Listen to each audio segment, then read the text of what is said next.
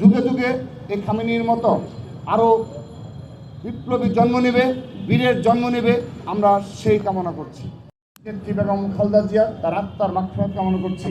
এবং আজ মুসলিম জাতির জন্য, মুসলিম বিশ্বের জন্য একটি দুঃখের দিন যে আমাদের সেই প্রিয় নেতা, মুসলিম বিশ্বের বলিষ্ঠ কণ্ঠস্বর সে আয়াতুল্লাহ খামেনি আজ ইন্তেকাল করিয়াছেন, শাহাদাত বরণ করেছেন।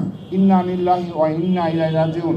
আমরা তার বিদেয়ী আত্মার মাগফিরাত কামনা করছি এবং তিনি শাহাদাত বরণ করেছেন বিদায় আমরা আশা রাখছি মহান রাব্বুল আলামিন তাকে বেহেশত নসিব করবেন এবং যুগে যুগে এই খামেনির মতো আরও বিপ্লবী জন্ম নেবে, বীরের জন্ম নেবে, আমরা সেই কামনা করছি। সবাইকে ধন্যবাদ। বাংলাদেশ জিন্দাবাদ।